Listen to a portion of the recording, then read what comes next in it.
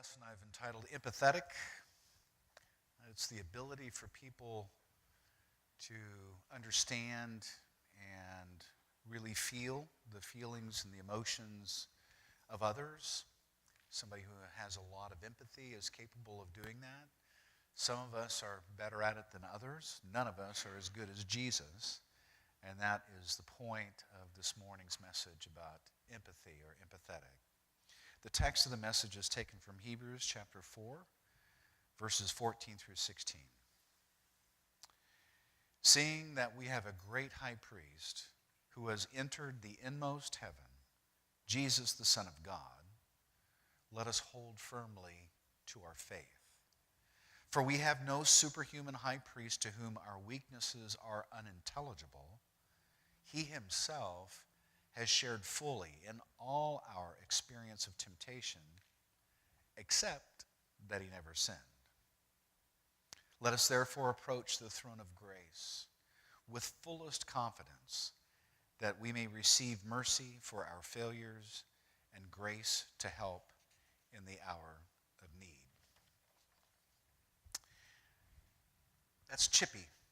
He's a parakeet, and unfortunately, Chippy never saw it coming.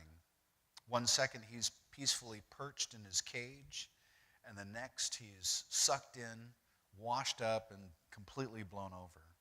See, the problem began when Chippy's owner decided to clean Chippy's cage with a vacuum cleaner.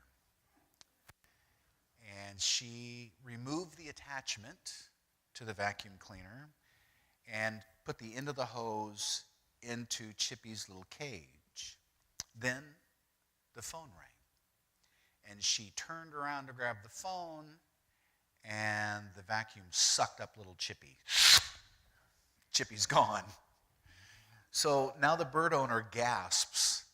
She puts the phone down, she turns off the vacuum, and she opens the bag, and there's Chippy. He's alive, but he's just a little stunned.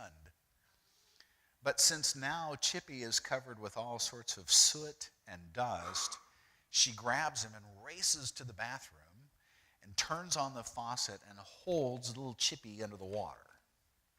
Then, realizing that poor little Chippy was soaking wet and shivering, no, not that, fortunately. That would have been the end of Chippy. She did what any compassionate bird owner would do other than sticking Chippy in a microwave.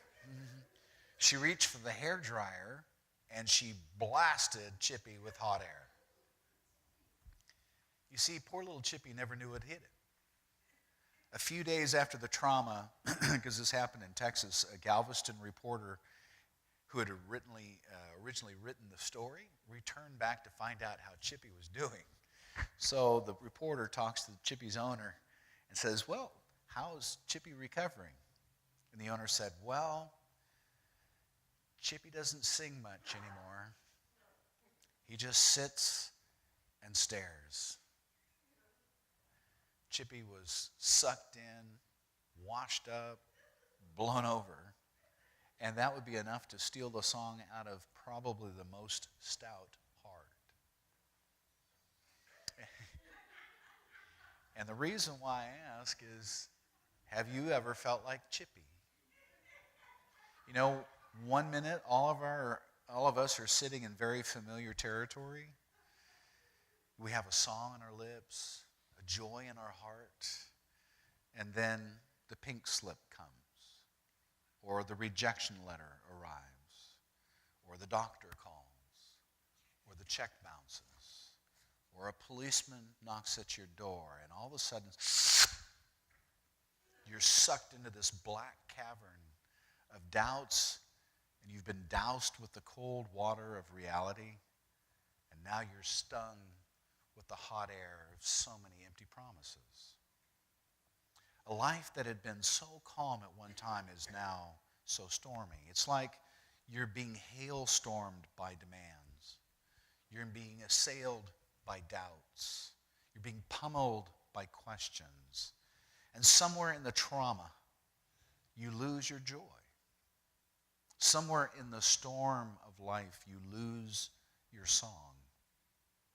And there's a day in the life of Jesus Christ that I want you to know about.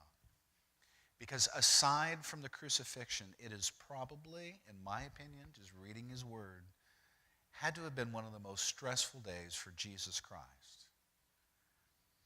It's a roaring sequence of bad news, demanding crowds, and doubting friends. We're given a 24-hour snapshot of Jesus' life as he faces some gale force winds and fears, just like we do. Clouds of darkness are billowing in on Jesus, yet through it all he remains calm. He endures the day without losing his song. And the question is, how can he do that?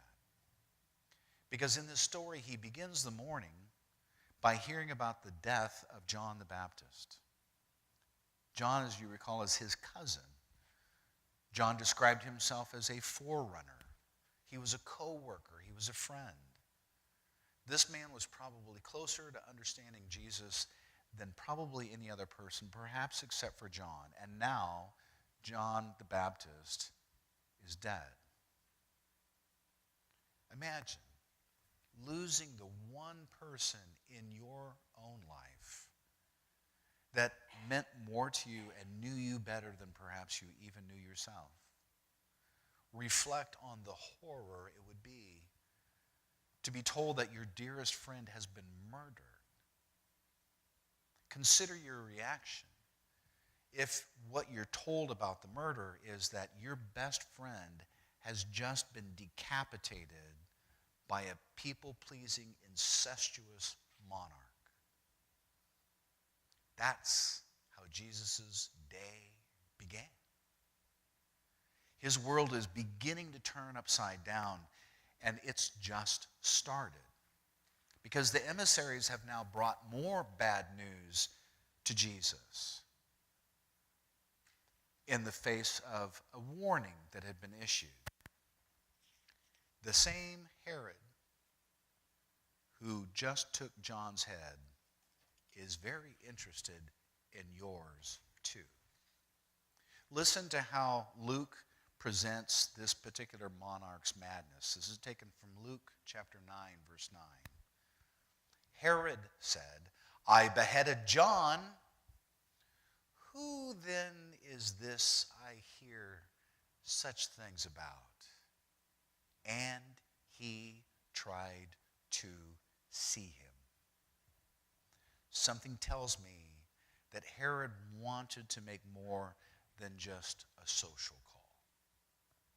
So with John's life taken and Jesus' life threatened, Jesus chooses to get away for a while.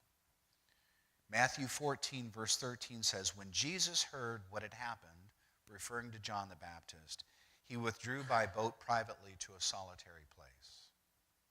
But before he can get away, now the disciples arrive.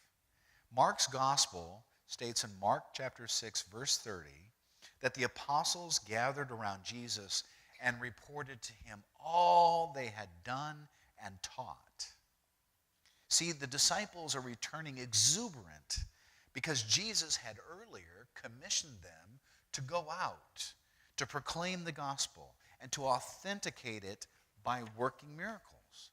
So they went out and they preached that people should repent. In Mark chapter 6, verse 13, it says they drove out many demons and anointed many sick people with oil and healed them. So just think about the excitement. These apostles are all coming back. They've been spreading the gospel. They've been working miracles. They are thrilled beyond belief. I mean, can you envision the scene? This is a reunion of 12 close friends. They are reuniting as disciples with each other, and they are reuniting with their teacher. It's a homecoming that's probably bubbling with all sorts of testimonies coming from the disciples. Maybe Peter talking about how he had healed somebody. Maybe John telling about a crowd that he had taught. Maybe Andrew recounting the deliverance of an epileptic. Perhaps James relating to Jesus, how the crowds followed them wherever he went. And Matthew, maybe he's reporting that he healed a blind person. And remember, too, that these disciples are just ordinary men. They weren't orators.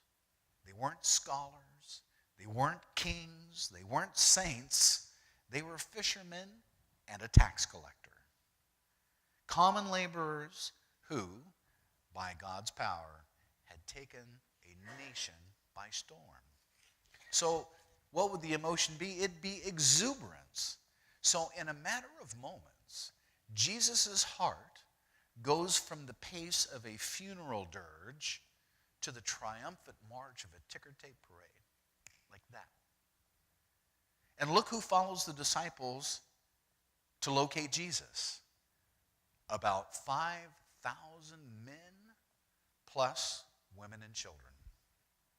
So now the disciples have come to reunite with their teacher, explain to him all the things that they were able to do through the gifting of the Holy Spirit.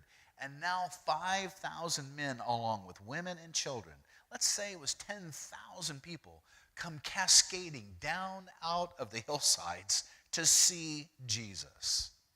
Rivers of people coming out of the hills. They swarm around Jesus, each of them with only one desire: to meet the man who had empowered these 12 disciples. What had begun as a mournful morning is now buzzing with this frenetic activity. The morning has been a jungle trail of the unexpected for Jesus. First, Jesus grieves over the death of a dear friend and his cousin. Then Jesus' life is threatened by a madman king. Next, he celebrates the triumphant return of his followers. Then he's almost suffocated by a brouhaha of humanity that is swarming around wanting to get his attention.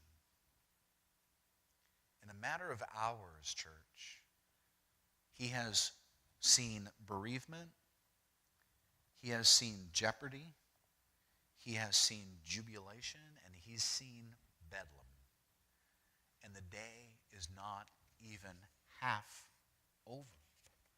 So in light of all this commotion, Jesus decides to take the disciples to a quiet place where they can now rest and maybe reflect on the previous day's activities. So he shouts a command over the crowd, and in Mark chapter 6, verse 31, Jesus says, "Come with me by yourselves to a quiet place and get some rest." So I'm imagining the 13 of them are now fighting their way to the beach to climb into the boat. And for a few precious moments, the world is quiet again. The din of the crowd grows more distant as the boat leaves the shoreline. The only sound that they hear is the slapping of the waves against the hull of the boat. Jesus' heart must have been weighed down by sorrow and yet buoyed by joy.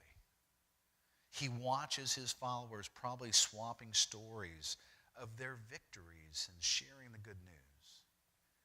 Then maybe he raises his glance and sees on the horizon a city called Tiberias, which is the city that was constructed by John the Baptist's murderer, Herod. Joy, perhaps suddenly marred by the indignation, maybe caused Jesus to clench his fist and maybe his eyes to moisten with the emotion. And who would question Jesus' desire to get away from the people? He just needs a few hours alone.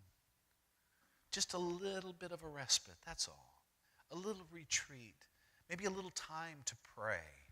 Maybe time to ponder. Perhaps time to cry and weep. A time without the crowds and a time without their demands. Maybe a campfire on the beach, wreathed with the friends that he has brought along with him. An evening with people that he loved. Maybe Jesus thought, you know what? At this point, maybe the people can wait until tomorrow.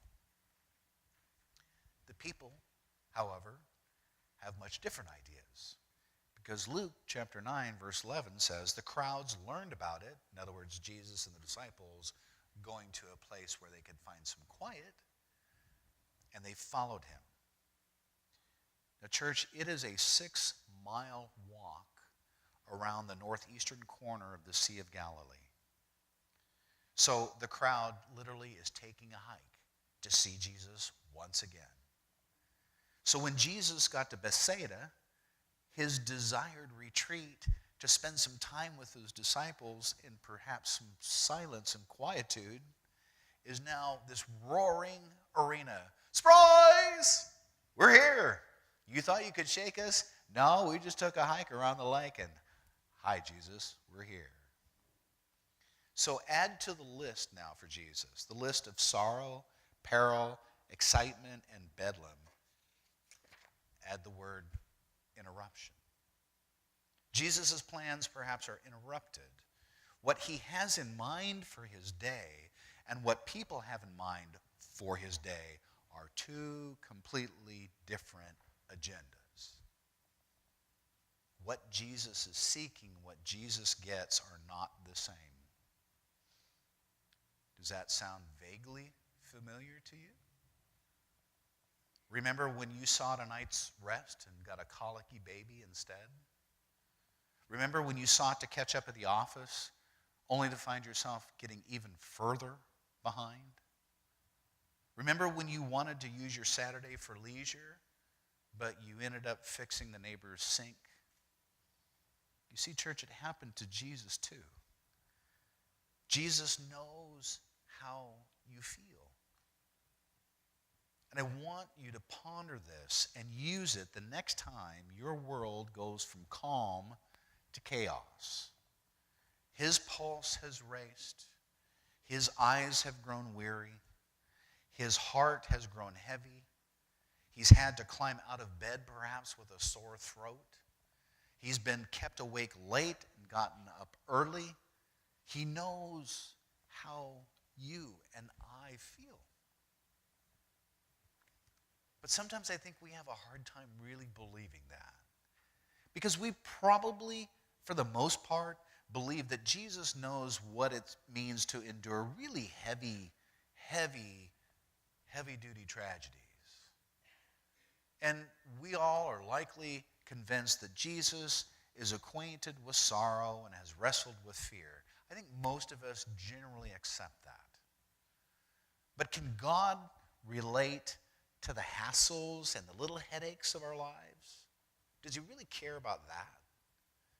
For some reason, I think that seems harder for us to believe. And maybe that's why portions of this particular day that I've been describing are recorded in all 4 Gospels. No other event other than the crucifixion is told by all 4 of the Gospel writers. Not Jesus' baptism, not his temptation, not even his birth. But apparently all 4 writers wanted to chronicle this particular day.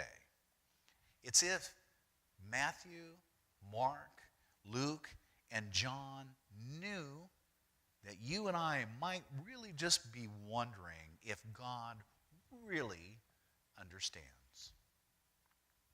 And they proclaim their response in 4-part harmony. Jesus knows how you feel. And of the many messages that Jesus taught us that day about stress, the first one is this: God knows, church, how you feel. Today, go back home and reread Hebrews chapter 4, verse 15.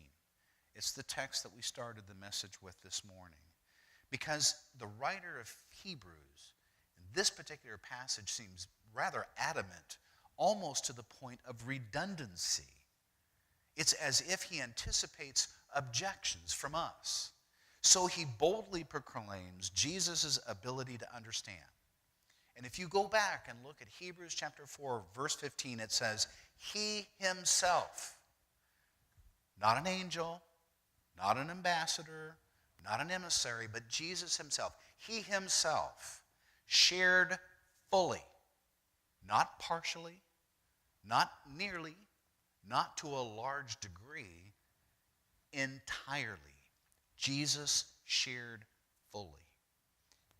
And then the writer says, in all our experience. Every hurt, every ache, every stress, and every strain. No exceptions, no substitutes. Why? So he could sympathize and empathize with our weaknesses. Every page of the Gospels hammers home this one crucial principle. God knows how you feel. From the funeral, to the factory, to the frustration of a demanding schedule, Jesus understands. And when you tell God that you've reached your limit, he knows what you mean. When you shake your head at impossible deadlines, he shakes his head too. When your plans are interrupted by people who have other plans, he nods in sympathy and in empathy. He's been there. He knows how you feel. Let me conclude the message this morning by taking you to an operating room at Kane Summit Hospital in Pennsylvania. A doctor is performing an appendectomy. The patient has complained of severe abdominal pain. The diagnosis is very clear. It's an inflamed appendix. And Dr. Evan O'Neill Kane is performing the surgery. And in his distinguished 37-year medical career, he has performed nearly 4,000 appendectomies. So this surgery is going to be uneventful, with two exceptions. The first exception is the novelty of the surgery, because it was going to use a local anesthesia in a major surgery. Dr. Kane, back in the time, was a crusader against the hazards of general anesthesia. He contended that a local application of anesthetic was far safer for a patient and for their recovery. Many of his colleagues agreed with him in principle, but in order for them to agree with him in practice, they would have to see the theory actually applied. So, Dr. Kane searched for a volunteer, a patient who was willing to undergo surgery while under a local anesthetic. But a volunteer was not so easily found. Many were squeamish of the thought of being awake during their own surgery. Others were fearful that the anesthesia, even though locally, might wear off too soon. The good news is eventually Dr. Kane found a candidate, a volunteer. So, on Tuesday morning, February 15th, 1921, this is a long time ago, the historic operation occurred. The patient was prepped and wheeled into the operating room. The local anesthetic was applied, and as Dr. Kane had done thousands of times before, Dr. Kane dissected the superficial tissues and located the appendix. And he skillfully removed it and concluded the surgery. And during the procedure, fortunately, the patient only complained of some minor discomfort. So the volunteer was taken into post-op, then placed in a hospital ward, and recovered very quickly, and in fact was discharged the next day. So Dr. Kane had proved now his theory. Thanks to the willingness of a brave volunteer, Kane was successfully able to demonstrate that local anesthesia was a viable and even preferable alternative. History was made. But recall that I told you that there were two facts that made the surgery unique. And you've only heard the first. That was using a local anesthetic. The second surprise is the patient. You see, the courageous candidate for surgery by Dr. Kane was Dr. Kane himself. To prove his point, the 60-year-old physician had operated on himself using mirrors. The doctor became a patient in order to convince the patients to trust the doctor.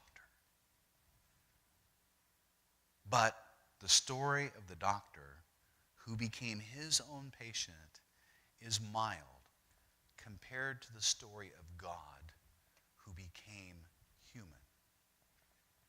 But Jesus did, so that you and I would believe that the healer can understand and know our hurts. He voluntarily became one of us. He placed himself in our position. He suffered our pains. He felt our fears. I mean, was he rejected? Absolutely. He knew rejection. Temptation, he knew that too. Loneliness, absolutely, he experienced it. Death, he tasted that too. And stress, Jesus could probably write a best-selling book about stress. So why did he do it? Only one reason. So that when you hurt, you'll go to him, your Father, and your physician, and let him heal you. Jesus knows how you feel. That's called empathy. It's also called grace. And that's God. Does he know how you feel? He most certainly does. Is he concerned about the little aches and pains of life? He most surely is. Does he get involved in the big stuff? Yes. Does he get involved in the small stuff? He does that too. He's been there. And more importantly, he loves you. He gave his life as an atoning sacrifice so that you could live with him forever. That is a love that is beyond description. And that's why John can say, for God so loved the world that he gave his only begotten Son so that the world through him might be saved. And the following verse is equally important. Jesus didn't come into the world to condemn the world, but he came into the world to save it. That's how much he loves you. And I realize those here today, you're all Christians probably, so I'm kind of preaching to the choir. But I do think it's helpful for us as God's children to be reminded of the fact that this isn't some God that just set the world in motion and is idly standing by, waiting for it to all spin down, and then he'll wipe it out and maybe start anew. This is a God who loves you so much that he gave his only begotten Son to come to this world, to live a sinless life, to be murdered on a cross, and have the ability to say, Father, they don't know what they're doing. That's how much he loves you. And all he wants you to do is listen to him and love him back. And becoming a Christian is not complicated.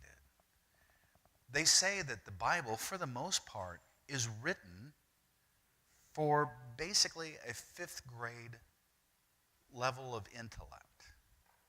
There's nothing terribly complicated in the Bible. Now, we've made it so because of the ongoing debates where we're pulling different verses maybe within context or out of context, and we get busy in debates. And I've seen that happen even within my own family. People getting separated over what I think is rather silly policies. But Jesus didn't die for the church of Christ. He died for his church. And church, at least in the Greek, the word is ekklesia, and that means those who are called out of a life of sin, called to live in the glorious hope of Jesus Christ. That's the church for which he died. And if you are part of that world, he died for you and he died for me. So today, as you ponder this, and again, I would challenge you, go back and read Hebrews chapter 4, verse 15. I'm only asking you to read one verse. Think about it. Think about this high priest that we have, that knows our pain, that knows our fears, that knows our concerns, and loves us, and wants to be our Father. So we've picked a song to kind of emphasize that point, Curtis. I know that my Redeemer lives, and ever prays for me. As we sing the words of this song, let it kind of sink into your heart that do you really know that Redeemer? Because if you do, then praise God. If you don't, or if it's become a little too comfortable or too common, fall in love with him all over again. Today would be a great place to start. If you have any prayer requests, you can pass those up. As we sing this last song, we'll close with the prayer requests and with a prayer, and then we'll be dismissed. Let's stand and let's sing.